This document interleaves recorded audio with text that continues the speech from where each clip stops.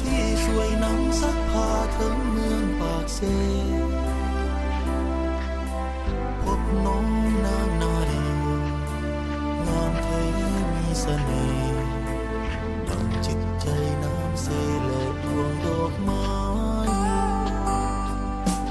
พบกุหลาบกลิ่นหอมของเมืองปากเซ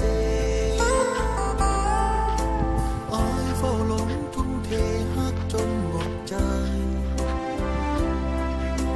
น้องเจ้าจงสงสารพอพักบ้านมาให้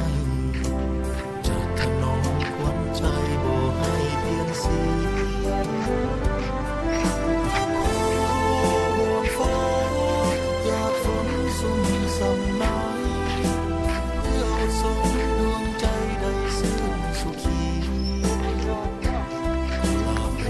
สวยบ่ในอุทยานของชีวิตเจ้าเป็นกุลสตรีที่งามมีลายมันก็ได้เด้นี่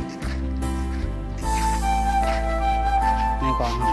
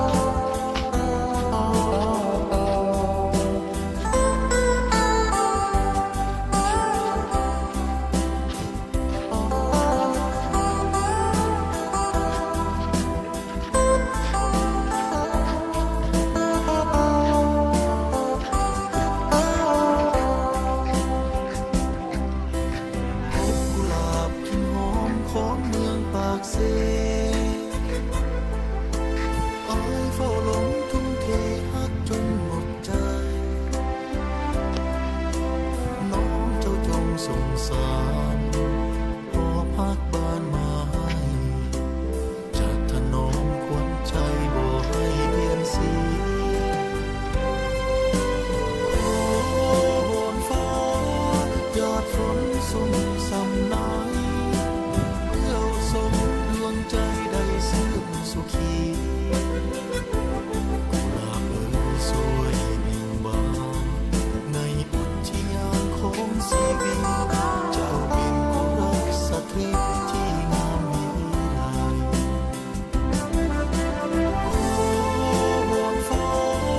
ยอดฝนสุ่มสำน้ำเพื่อส่งดวงใจได้สิ้นสุขีกุหลาบสวยบางในอุทยานของชีวิตเจ้าเป็นกุลสตรีที่งามมีลาย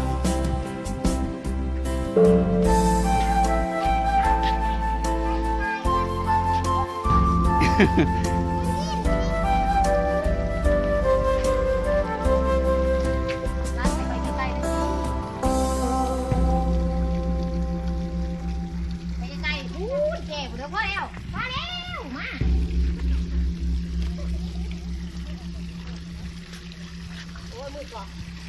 เยอะมากด้วยเยอะนึงร้าน